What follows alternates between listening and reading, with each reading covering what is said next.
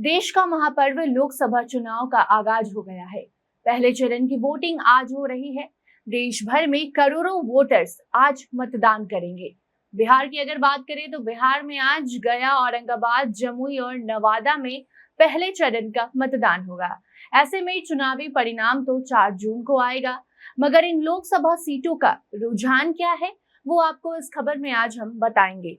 गया से भी लगातार खबरें आई, जहां जीतन राम मांझी का बहिष्कार किया गया, तो वहीं जमुई में जमीनी स्तर की अगर हम बात करें तो एक पक्ष चिराग पासवान के काम से खुश है, तो दूसरे का कहना है कि चिराग जात पात की राजनीति करते हैं। उनके जीजा अरुण भारती को तो लोग जानते तक नहीं। वहीं नवादा और औरंगाबाद का हाल भी इस खबर में आपको हम बताएंगे। अब नमस्कार, आप देखना शुरू कर चुके हैं दी क्लियर कट और मैं आपके साथ वंदना। 7 चरणों में लोकसभा चुनाव की वोटिंग होनी है। शुरुआत 19 अप्रैल यानी कि आज से हो गई है। देश भर में चुनावी माहौल है। ऐसे में 19 अप्रैल से लेकर 1 जून तक अलग अलग 7 चरणों में ये वोटिंग प्रक्रिया पूरी की जाएगी और उसके बाद 4 जून को परिणाम घोषित हो जाएगा। बिहार के 40 लोकसभा सीटों की बात करें तो एक तरफ एनडीए है और दूसरी तरफ महागठबंधन, और बाकी निर्दलीय भी उम्मीदवार मैदान में उतरे हैं। 19 अप्रैल को पहले चरण की वोटिंग आज गया, औरंगाबाद, जमुई और नवादा में हो रही है। ऐसे में आज वहां की जनता मतदान करेगी और अपने सांसद को चुनने का काम करेगी। हमारी टीम भी अलग अलग लोकसभा क्षेत्र भ्रमण पर है। ऐसे में जब हम इस 4 लोकसभा क्षेत्र में पहुंचे तो वहां के लोगों का क्या रुझान आया, ये एक एक करके आपको हम बताते हैं। पहले बात गया सीट की करते हैं। तो गया से एनडीए के उम्मीदवार जीतन राम मांझी हैं और राजद ने कुमार सर्वजीत पासवान को मैदान में उतारा है।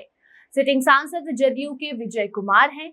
ऐसे में गया के लोगों से जब हमने बात की तो वहां के लोगों का कहना है कि वो जीतन राम मांझी को स्वीकार नहीं करते हैं। मांझी जी अपने जाति के लोगों के लिए भी काम नहीं करते हैं। वहीं गरीब तबकों से जब हमने बात की तो मालूम चला कि उनके पास पीने तक का पानी नहीं है। प्रधानमंत्री आवास योजना का लाभ भी नहीं मिला है। कई ऐसे परिवार मिले जो 2 वक्त की रोटी भी जैसे तैसे चला रहे हैं। हाँ, मगर जब लोगों से सवाल किया गया कि इस बार कुछ बदलाव होगा तो उनका साफ कहना था कि बदलाव तो होगा, मगर कैसे, ये हम बाद में तय करेंगे। मगर एक तरफ सच्चाई ये भी थी कि कई लोगों को अपने सिटिंग सांसद का नाम तक पता नहीं था। कई ऐसे भी लोग मिले जो सिर्फ पीएम नरेंद्र मोदी का नाम ले रहे थे और ये तक नहीं बता रहे थे कि पीएम मोदी मुख्यमंत्री हैं या फिर प्रधानमंत्री। गया का एक क्षेत्र ऐसा भी मिला जहां जीतन राम मांझी का नाम सुनकर लोग खुश तो हुए, मगर उन्हें ये तक नहीं मालूम था कि जीतन राम मांझी को टिकट दिया गया है और इस बार वो सांसद का चुनाव लड़ रहे हैं। कुछ लोग ऐसे भी मिले जो जीतन राम मांझी का नाम सुनकर ही भड़क उठे और कुमार सर्वजीत को वोट देने की बात कहने लगे।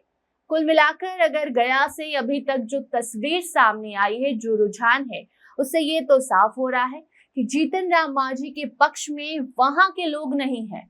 बाकी परिणाम के बाद ही सच्चाई सामने आएगी। वहीं औरंगाबाद लोकसभा सीट की अगर बात की जाए तो इंडी गठबंधन से राजद उम्मीदवार अभय कुमार कुशवाहा मैदान में उतरे हैं। दूसरी तरफ एनडीए ने भाजपा के सुशील कुमार सिंह को फिर से टिकट दिया है। पिछले 15 साल से सुशील कुमार सिंह औरंगाबाद सीट पर कब्जा जमाए हुए हैं। इस बार जीत होती है या नहीं, देखना दिलचस्प होगा। इस बार सुशील सिंह को टक्कर देने जदयू छोड़कर आए अभय कुशवाहा राजद के प्रत्याशी हैं। रणनीतिकार मानते हैं कि उपेंद्र प्रसाद जिले के स्थानीय कुशवाहा जाति के उम्मीदवार थे, फिर भी सुशील कुमार से हार गए थे। ऐसे में अभय कुशवाहा की अगर बात की जाए तो ये तो गया जिले से आते हैं। ऐसे में इनका जीत पाना सही होगा या गलत, ये देखने वाली बात होगी। आपको बता दें कि औरंगाबाद सीट को राजपूतों का गढ़ भी कहा जाता है। यहाँ सबसे ज्यादा संख्या राजपूत समाज के लोगों की है। डेटा अगर देखें तो अब तक यहाँ से सिर्फ राजपूत उम्मीदवारों को ही जीत मिल पाई है। ऐसे में दोनों उम्मीदवारों में घमासान जारी है। चुनावी युद्ध का फैसला 4 जून को आएगा, तभी मालूम होगा कि इस बार औरंगाबाद की जनता ने किसे सांसद चुना है। पहले चरण में हो रही वोटिंग की तीसरी लोकसभा सीट की अगर हम बात करें, तीसरी कौन सी लोकसभा सीट है जहां बिहार में आज मतदान हो रहा है, तो वो है जमुई। जमुई से चिराग पासवान ने अपनी जीजा अरुण भारती को टिकट दिया है, तो दूसरी तरफ राजद ने अर्चना रविदास को मैदान में उतारा है। साल 2019 में चिराग को 2 लाख से ज्यादा वोट से जीत हासिल हुई थी, मगर इस बार का चुनावी समीकरण थोड़ा मुश्किल चिराग पासवान के लिए हो सकता है। जमुई लोकसभा क्षेत्र की अगर बात की जाए तो सिर्फ जमुई में पासवान जाति के लोग चिराग पासवान के पक्ष में दिखे। जमुई को छोड़ इस लोकसभा क्षेत्र के बाकी क्षेत्रों की अगर बात की जाए तो जनता का समर्थन चिराग को नहीं मिल रहा है। जमुई के कई अलग अलग इलाकों में जाकर जब हमने लोगों से बात की तो मालूम पड़ा कि चिराग जात पात की राजनीति करते हैं। जनता ये भी शिकायत कर रही थी कि चिराग परिवारवाद पर उतर आए हैं, मगर काम कुछ नहीं करते। चिराग सिर्फ अपने जाति के लोगों के क्षेत्र में जाते हैं, वहां काम होता है। इसके अलावा चिराग को लोगों से मतलब नहीं है। हालांकि इस बार चिराग ने अपनी जीजा अरुण भारती को टिकट दिया है और अरुण भारती को लेकर भी प्रॉपर जमुई को अगर छोड़ दिया जाए तो बाकी हवेली खड़गपुर हो या फिर बाकी और कोई इलाका, वहां की अगर हम बात करें तो लोगों की राय यही थी कि अरुण भारती को तो वो जानते तक नहीं है। मगर कुछ लोग ऐसे भी थे जो पीएम मोदी के नाम पर चिराग पासवान को, उनकी जीजा को वोट देने के लिए तैयार थे। दूसरी तरफ अर्चना रविदास हैं जो कि राजद की उम्मीदवार है। ऐसे में अर्चना रविदास के प्रति भी लोगों का समर्थन जमुई में देखने को मिल रहा है। अब अगर नवादा लोकसभा सीट की बात करें, नवादा में आमने सामने हैं बीजेपी के विवेक ठाकुर और राजद के श्रवण कुमार। श्रवण कुमार कुशवाहा समाज से हैं। देखना होगा कि नवादा के यादव समाज के लोग श्रवण कुमार को कितना समर्थन देते हैं।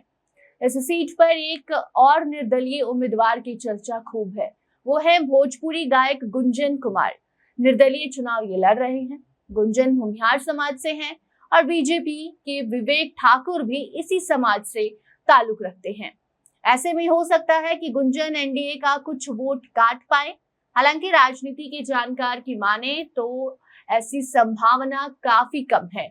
2019 के लोकसभा चुनाव में लोक जनशक्ति पार्टी एलजेपी से चंदन सिंह को जीत मिली थी, मगर इस बार टिकट नहीं मिल पाई।